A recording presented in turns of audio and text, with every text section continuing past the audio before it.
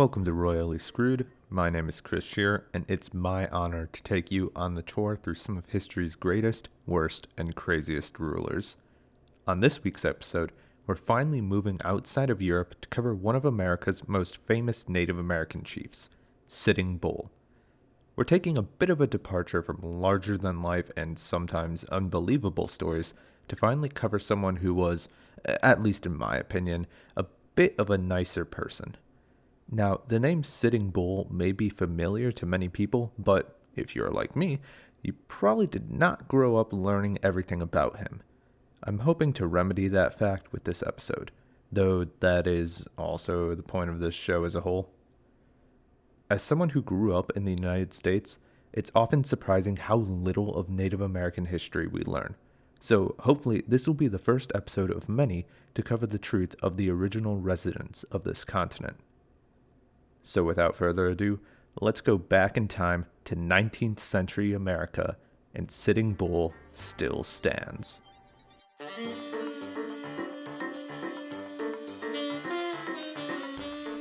Our history lesson will be slightly different from normal. Instead of focusing on the nation, we're going to focus on the people, specifically the Native American tribes. As for the time period, Sitting Bull lived to see the time both pre- and post-Civil War in the United States. Luckily, his story is a separate matter from the American Civil War, so we don't have to cover that in this episode. All you do need to know about the state of America is that the area Sitting Bull was born in was known as the Dakota Territory. This land was bought by America during the Louisiana Purchase in 1803. The Dakota Territory encompassed all of North and South Dakota, most of Montana, some of Wyoming, and a little bit of Nebraska. None of these would become states until right before Sitting Bull's death. The major Native American group we are going to be talking about in this episode are the Sioux people. The Sioux was not a single tribe itself, but a group of connected tribes living mostly in the north-central United States and south-central Canada. There are 7 tribes that make up the Sioux Nation, and in order not to make a fool of myself attempting to pronounce their names, we can divide those 7 tribes into 2 groups, the Dakota and the Lakota. First, we'll discuss the Dakota people. Once again, the Dakota is not a homogeneous tribe, but it is still referred to as the Dakota tribe. In fact, the Dakota can be further divided into the Eastern Dakota and the Western Dakota. Strange that we didn't divide the states like that, huh? Anyway, the Eastern Dakota people are referred to as the Santee. They live in modern-day North Dakota, South Dakota, Minnesota, and Iowa. The Western Dakota actually refers to 2 groups called the Yankton and the Yanktoni. Chris, why didn't you just refer to all of these groups when you mentioned the 7 tribes? Good question. Because the Santee, the Yankton, and the Yanktoni are not 3 of the 7 tribes, but 3 subgroups within the Dakota people. What I'm basically trying to get at is that the labels we use for Native American groups often do not do justice to the very distinct nature of their cultures. The Western Dakota people have sometimes been referred to as the Nakota. This would be incorrect, as the Nakota actually refers to the Sioux people living in Canada. However, Nakota, Dakota, and Lakota all mean ally or friend in their native languages. Dakota and Lakota languages are very closely related, and most speakers of the 2 languages can understand each other. Nakota, on the other hand, has evolved in a way so that it is not as mutually intelligible for the other 2 languages. Now, let's move on to the Lakota people, Sitting Bull's actual tribe. The Lakota are also known as the Teton Sioux. Despite the other main grouping of Sioux being known as the Dakota, the Lakota only lived in the 2 states now bearing that name.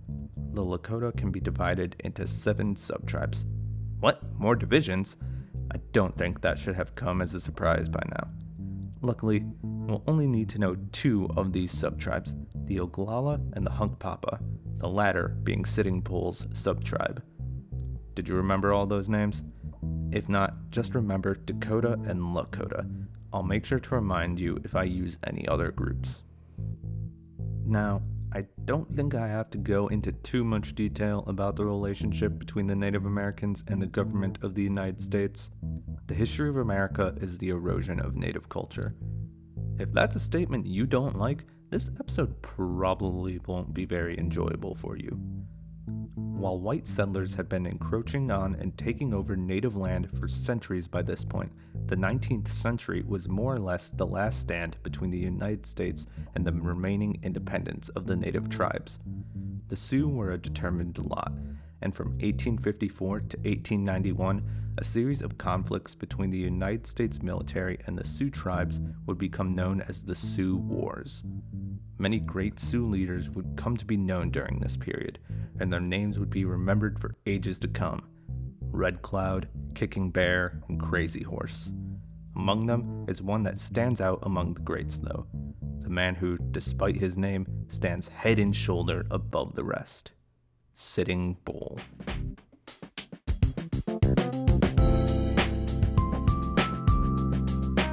As I said before, Sitting Bull was born in the Dakota Territory in 1831 to the Hunkpapa subtribe of the Lakota people. His great-grandson has said that their family's oral tradition states he was born somewhere in southeastern Montana along the Yellowstone River, a place the Lakota referred to as many caches because of the many food storage pits the tribe had there. His parents were Jumping Bull and Her Holy Door. You might be surprised, but his name was not Sitting Bull at birth. In fact, it was Jumping Badger, which sounds like it might as well be the opposite of what the name he'd come to be known by. Also, his childhood nickname was the Lakota word for slow, which referred to the careful nature he was said to exhibit. The actual childhood of the boy Jumping Badger is not well documented. It would probably be alright to assume he had a fairly normal Lakota childhood. So our story will fast forward to Jumping Badger at age 14. A Lakota hunting party was sent out on a raid against the neighboring Crow tribe to take horses. Young Jumping Badger was allowed to join the group, which included both his father and his uncle. The young man displayed surprising bravery and tenacity during the raid, successfully helping to capture Crow horses. When the party returned to their tribe, Jumping Badger's father held a celebration for his son. It was here that Jumping Bull was given the Lakota name Tatonka Iotaka, which roughly translates to buffalo who set himself to watch over the herd, or more simply, Sitting Bull. With this, as well as several gifts from his father, Sitting Bull was now a full-fledged man within the Lakota tribe.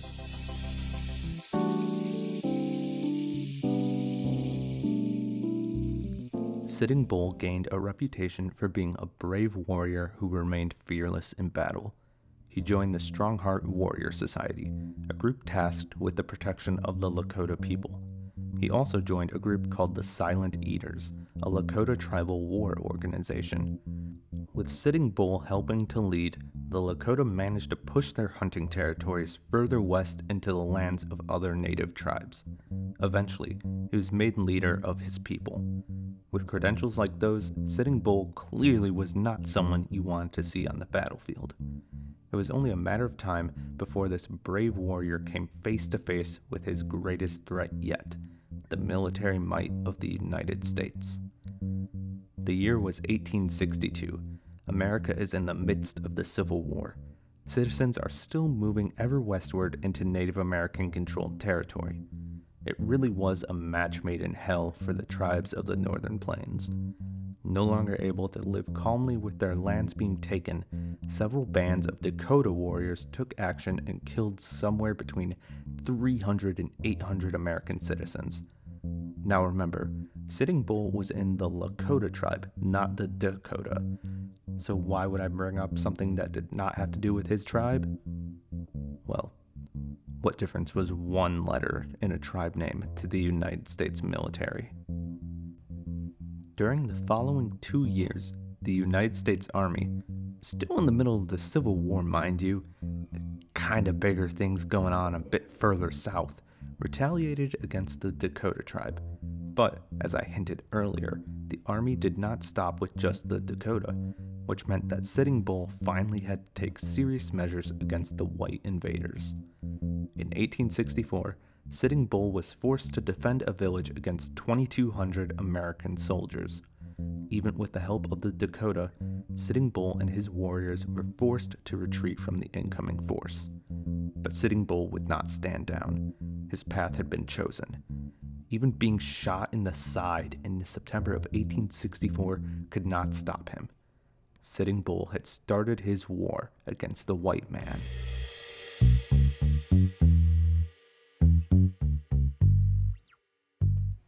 His name was Red Cloud. He was a chief of the Oglala Lakota, perhaps one of their most important chiefs in history. His people lived in an area known as the Powder River Country. This was an area that covered the land between the Black Hills and the Bighorn Mountains, including the drainage basins of the Powder, Tongue, and Little Bighorn rivers. And no, we're not there yet for those of you who are making a guess as to where this is going. The land Red Cloud claimed had previously been claimed by the Crow Nation, who themselves had signed a treaty with the American government back in 1851 that allowed U.S. expansion into that area. Thanks to the treaty, what became known as Bozeman's Trail, a path from the Oregon Trail to the goldfields of Montana, was formed. As to be expected, Bozeman's Trail brought in many hopeful settlers looking for their fortunes. Due to Sitting Bull's efforts, the Crow had been pushed back, allowing the Oglala to move into northern Wyoming and southern Montana, into the Powder River Country. The Oglala were not the Crow, and they were not as passive towards the American people as the latter tribe was. In 1866, Red Cloud began leading raids against American forts, hoping to push back the tides of Manifest Destiny. The series of conflicts would eventually become known as Red Cloud's War. As fighting continued, Sitting Bull and the Hunkpapa joined their Lakota brethren. He laid attack to numerous forts for 2 years. As the fighting continued, the American government decided they needed to end things. However, a full military operation would be impractical. Though the Civil War was now over, the United States had undertaken the massive effort of the Transcontinental Railroad. The Army did not have enough forces to protect the workers of the railroad and the soldiers in the northern plains.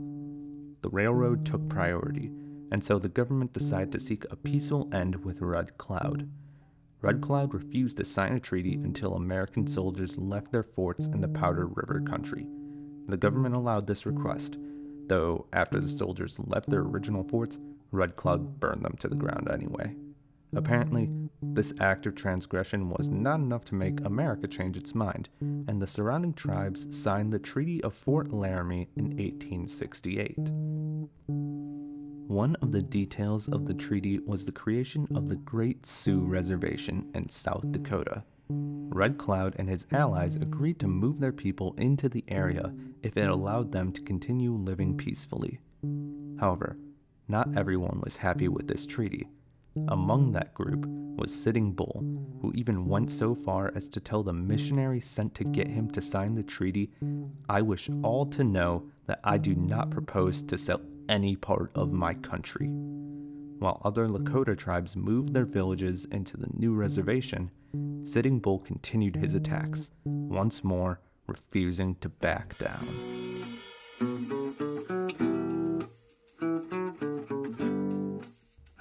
As you should be expecting by this point, I know this is only episode 3, but there's a precedent. Things got worse. White settlers, pioneers, and military excursions persisted in the northern plains states.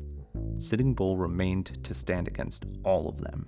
In 1873, Sitting Bull's forces even successfully stopped the construction of a railway through Sioux territory. But the real game changer was when gold was discovered in the Black Hills.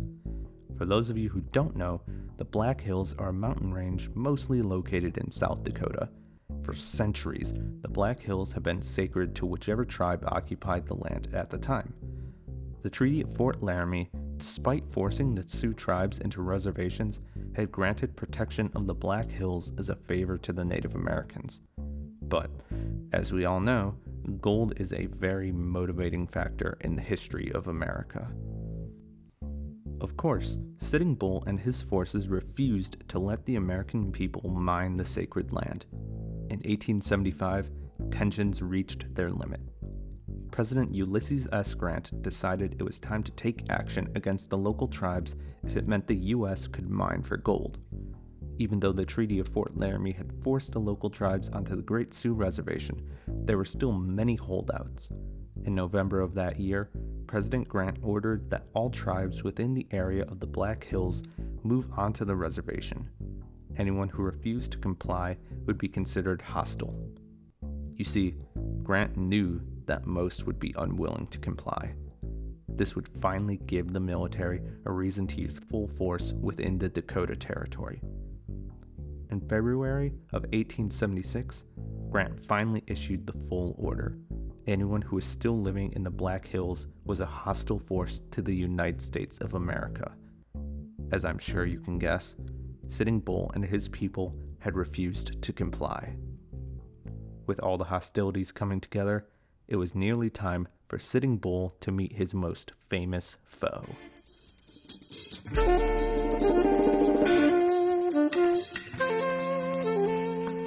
Lieutenant Colonel George Armstrong Custer.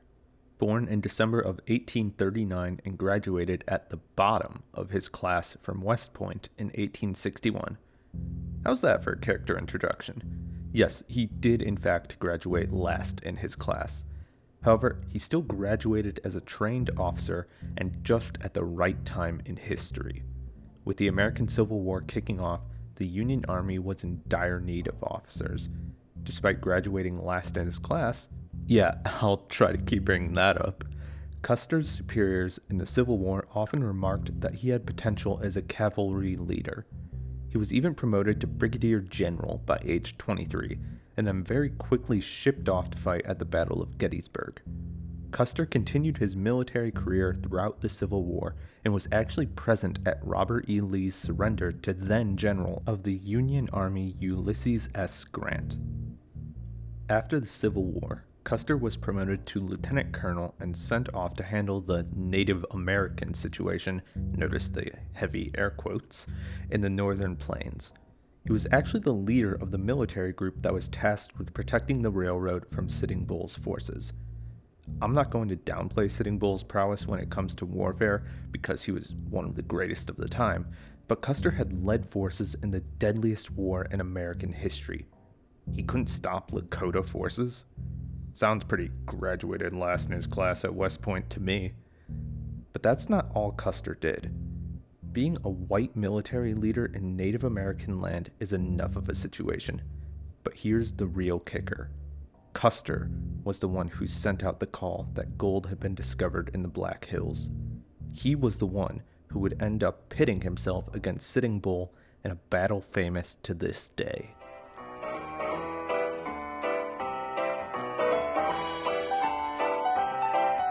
As the United States Army continued their assault on native hostiles, the local tribes living outside of the Sioux Reservation turned their hopes towards Sitting Bull. By this time, he was already known as a great leader, not only in battle, but also when it came to medicine and spiritual insight. Also a note, a lot of people will wrongly say that around this time Sitting Bull had become the head chief of the Sioux. Seeing as both the Lakota and the Dakota, despite both in their own rights being multiple smaller groups put together, acted mostly as smaller independent tribes. If anything, as I said before, he was a well-respected chief among the tribes of the Northern Plains. He managed to bring together other major tribes, like the Cheyenne, to hold back against the tide of American expansion. After a successful battle in mid-June of 1876, Sitting Bull and other tribal chiefs moved their people into the Little Bighorn River area. Yes, we are finally at Little Bighorn. After moving into the valley, Sitting Bull and the other chiefs decided to perform the Sun Dance. This is a very important ritual to many native tribes. In Lakota tradition, it was a spiritual rite handed down to them from the legendary figure White Buffalo Calf Woman. As I am not Native American, I personally don't feel like I could fully do justice to describing what the Sun Dance is.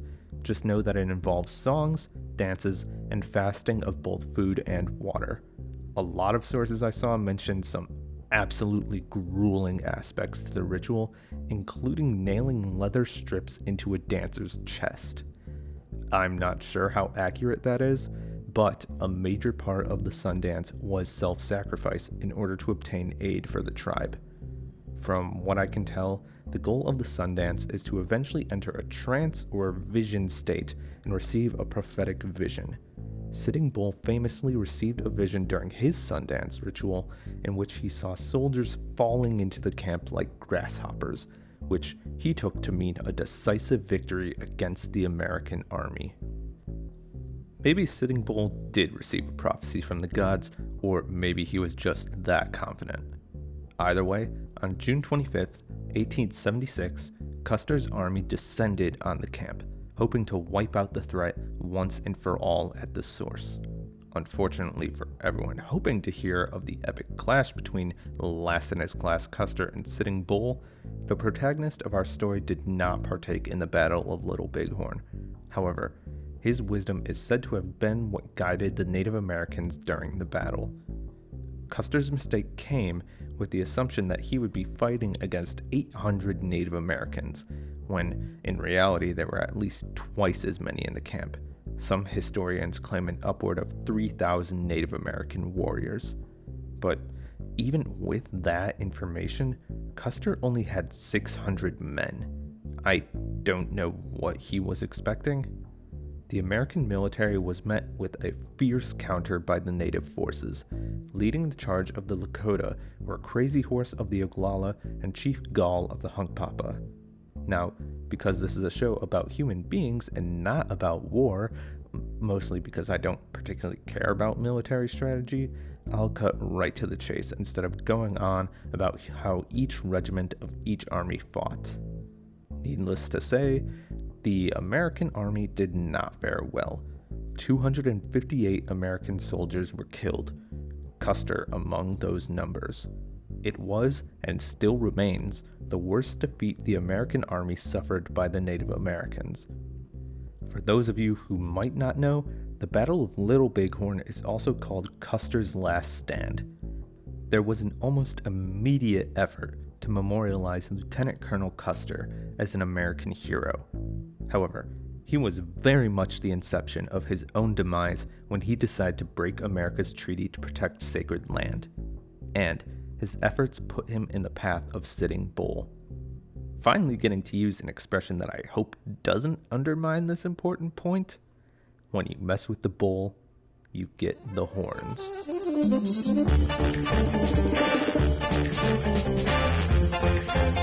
Though the Battle of Little Bighorn was a great victory for the Native Americans of the Dakota Territory, their celebrations could not last long. Obviously, the American government would not stand for this crushing defeat. Thousands of soldiers were sent off to take care of the native tribes who still refused to live on the reservation. And even when others began to surrender to the United States, Sitting Bull remained resolute. He would not give in, but he could not stay in his homeland. In May of 1877, he crossed over the border into Canada with the remainder of his people. Things did not fare much better in Canada.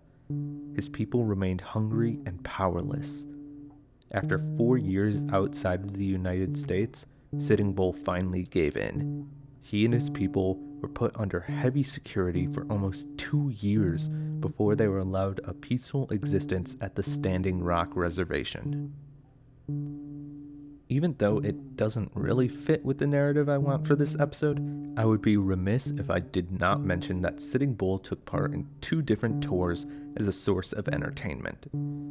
During his first tour as part of the Sitting Bull Connection, he met Annie Oakley. Yes, that Annie Oakley. They hit it off so well that he symbolically adopted her, giving her the name Little Sure Shot. The second time he went touring was with Buffalo Bill Cody as part of his Wild West show. Despite having previously been a menace to the American people, Sitting Bull was incredibly popular and apparently gave speeches about how he wished for better education for the young and reconciliation between his people and America.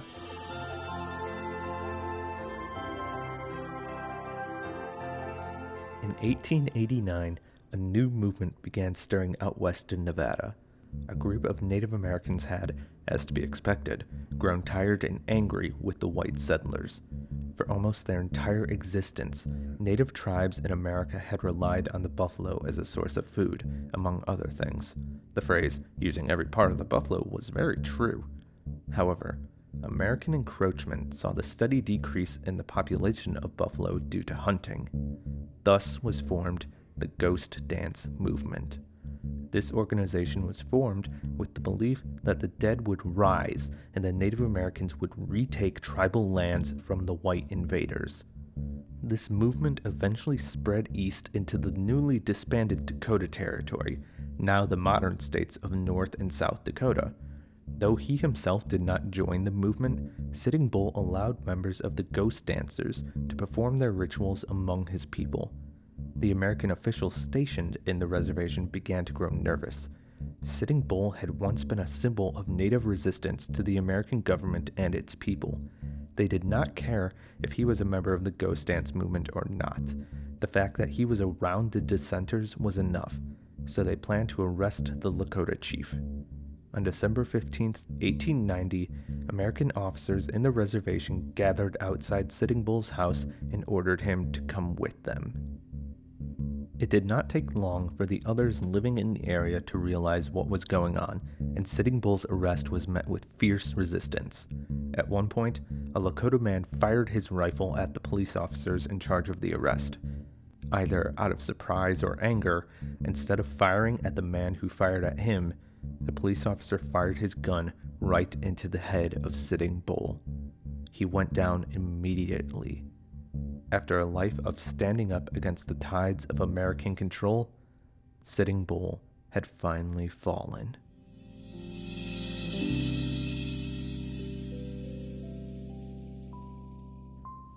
Sitting Bull's body was originally buried at Fort Yates in North Dakota, but he was then transferred by his people to a grave in South Dakota. Then again, in 1953, Sitting Bull's descendants exhumed what they believed to be his body and had it buried one last time near his believed birthplace. A monument to him stands there today. And that will wrap it up for the story of Sitting Bull, the man who stood ever strong against those who wanted to take everything from him. I'll be honest here, I did not entirely know what to expect when I started making this episode. I've always had an interest in Native American culture, so I definitely wanted to get in an episode early on about a Native leader. I did not expect to write an episode that I actually found similar to the one I had just previously written, episode 2 over Vlad the Impaler. Both were men born into a land constantly under the threat of control from a much larger, much more powerful nation. And both refused to back down even when they were forced to retreat. I'm sure many people might say I might be reaching a bit far with this comparison, but I think these are the sorts of stories that will make up a decent portion of Royally Screwed. People who refuse to back down in the face of overwhelming odds, which would then lead them to becoming a hero to their people. But for now, that's it for this week's episode of Royally Screwed. I hope you enjoyed the journey. Next time, we're finally going to explore our first female ruler. Once again, we're taking a long trip from Lakota lands in the northern US to the other side of the world, where we will explore the life of the only female emperor in China's history, Wu Zetian. I hope you'll join me then for another topsy-turvy look into history's most interesting rulers.